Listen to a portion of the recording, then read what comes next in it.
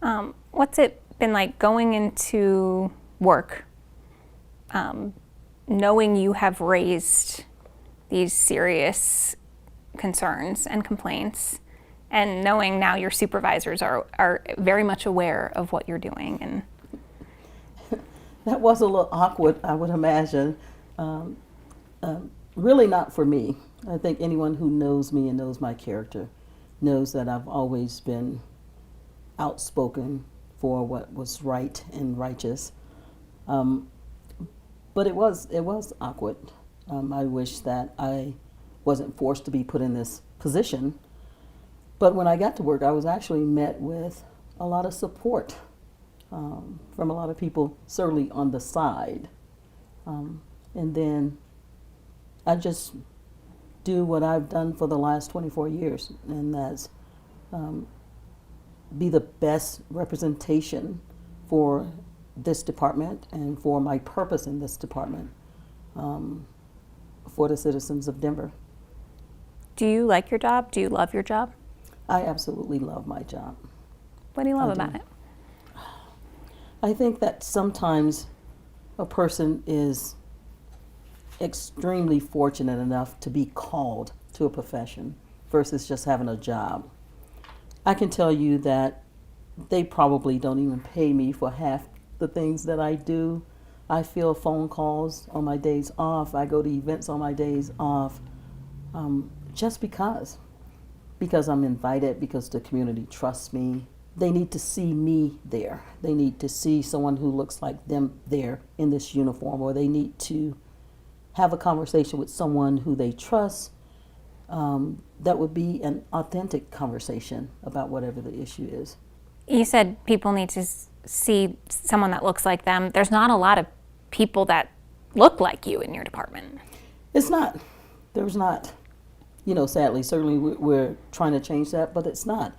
And if you understand and look at the history of the institution of policing and between their actions and communities of color, you would understand that. And I can tell you that we're just beginning to legitimately make some amends and reconcile some of the issues that this institution that was built on racism and actually sexism has put in place to hold down these communities. So we have to make things right. And the institution of policing has started that process, but there are still casualties that are happening, even though progress is being made. Do you see yourself as one of those casualties? I do. I do see myself, and I see others who were perhaps not treated well. I see others who were perhaps forced out before they really wanted to leave. I see others who were not allowed in. Let's go back to September last year at that women's collective meeting when you saw that memo and read what these women had experienced. What was your initial reaction when you read all of those instances and all of those words? I was actually shocked. I actually couldn't believe it that those things were happening, because we were, in my opinion, making so many good strides in this field. Some of the ones that were certainly extremely concerning with me was one where a supervisor or another person apparently knew of this woman's trauma and then almost immolated it as if to reactivate it. And I wondered how devastating that was to her. And you're talking about the example where the person went to choke the woman? Yes. Yeah. A lot of times we hide and we excuse inappropriateness, disrespect, insubordination, and even violations in jokes and in things that we expect people to not be so sensitive about. That was absolutely inappropriate. And that's why the institution of policing needs to change, regardless of who's at the helm of it. It's the institution that we're fighting, and it's the institution of policing that we're asking for the federal investigators to look at with my case. In that meeting, you called for an investigation into what all these women had described. And what was that met with? In the moment, that was met with applause, you said. It was. But later on, what was that met with? Initially, it was. You know, Katie, I looked around, and you would think that in a room where everyone should be thinking, and I don't know if they were, pretty much the same thing that I was, and that is how affecting those things were for those women to recount. I mean, there were tears.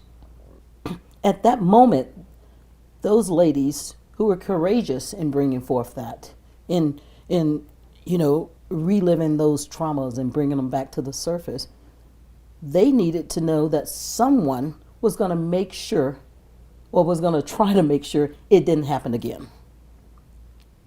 I felt that's what they needed to hear. But after that meeting, when you continued to push for those concerns to be looked into, what was that met with from your department? You know, the Denver Police Department is not like any other police department. You know, we always try to hide our issues, in processes and different things. And no one knew what was going on. So no one knew what was going on. So we had no idea if those people who were allegedly committing those unsolicited acts, if they were continually doing them to someone else or to the same people. We don't know if the women were subject to retaliation. What speaking out eventually, you say, led you to this performance improvement plan. That, as well as other things. I was speaking out long before that for our diversity and minority hiring issues. I was very outspoken and called out what I felt was a lot of false narratives around why we can't recruit minority applicants, how much effort we were putting into recruiting minority applicants. And I saw that there was a disconnect, and I saw that there was a false narrative being driven. And so I was outspoken with that and challenging people on that, and people don't like to be challenged. And my calling out that, in addition to my constantly saying, hey, this women's collective, where's the accountability? I think both those things equally led to this attempt to slander my reputation with this unsubstantiated,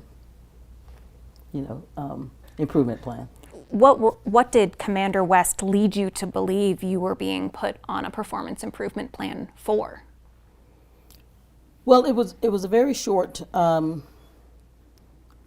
conversation that I had with him, and actually for him to have been my direct supervisor, we didn't have much communication, which I thought was incredible. But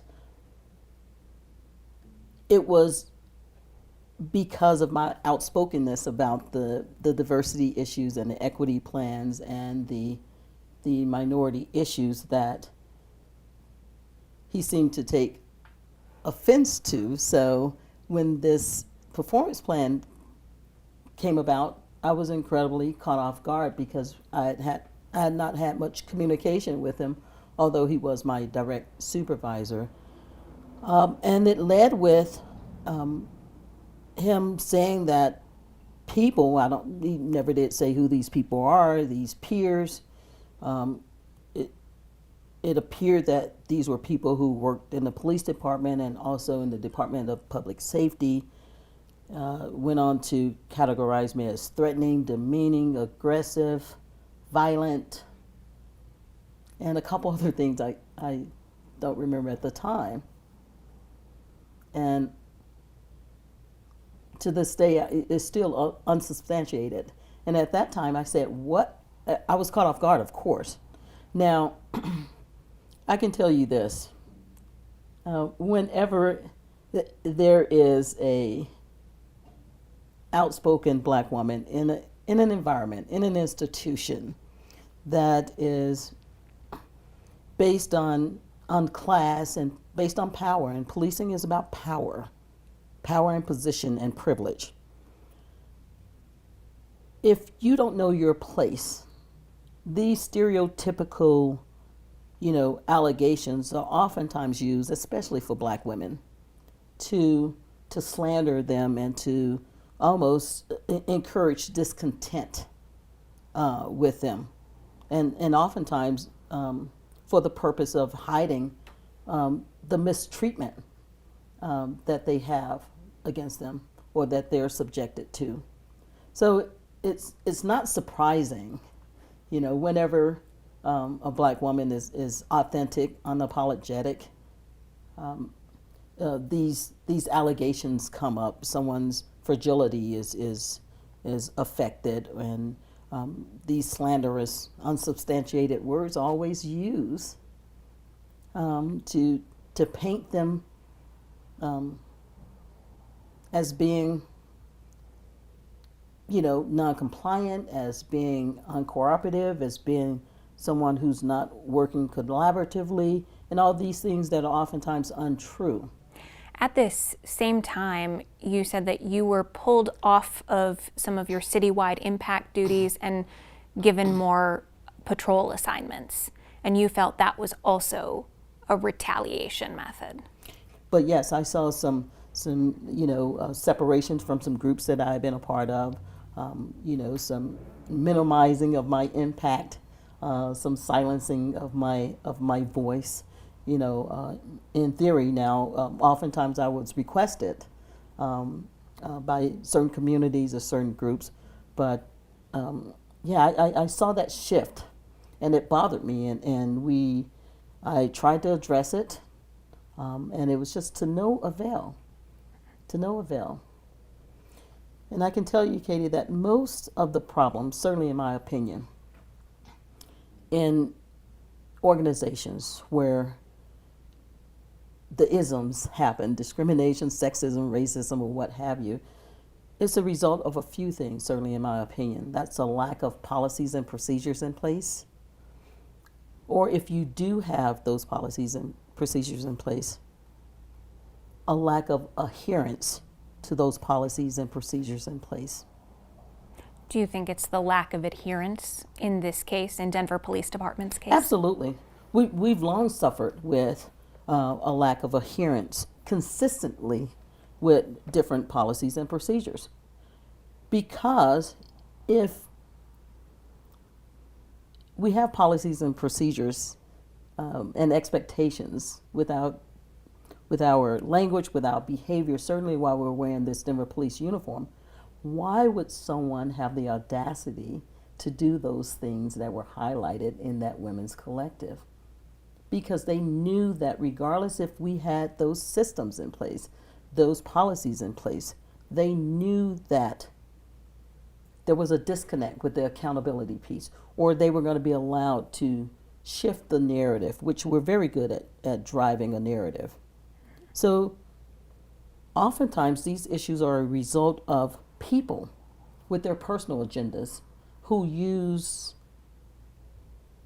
sometimes uses the workplace systems in a negative way to affect some personal vendetta against a person. And because the system doesn't have processes in place for accountability and adherence and oversight, and sometimes outside oversight, because oftentimes we excuse a lot of stuff. We're too familiar. We're incestuous sometimes. Things are allowed. But if you have systems in place, and we do, and if you have policies in place, and we do, and these harms and these violations are still happening, it's because there's no one there to ensure adherence to these policies equitably for everyone, and also accountability for when you don't adhere to those policies. And that's why you have the audacity of people to do these awful things in 2021 in a workplace environment. What finally led you to the point where you said, I'm going to file a federal discrimination lawsuit against my own department? Yeah. So when I saw that the system was going to allow, in my opinion, someone to manipulate it without quantification, without substantiated proof, when I saw that that was going to be allowed to affect my reputation, which I'm very sensitive about, to affect my legacy in this department, all because of the need to control a black woman and put them in their place and to silence their voice. When I saw that the system was going to allow that, I knew I had to do something.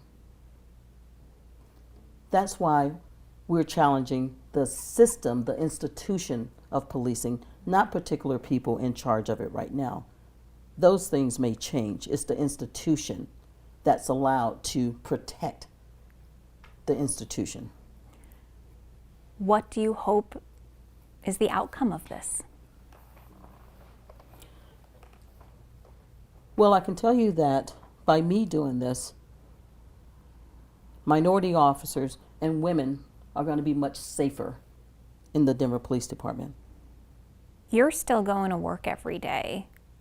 How has your situation changed? Has how you're being treated in your department changed?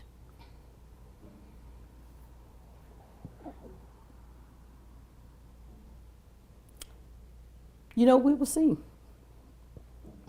We would see.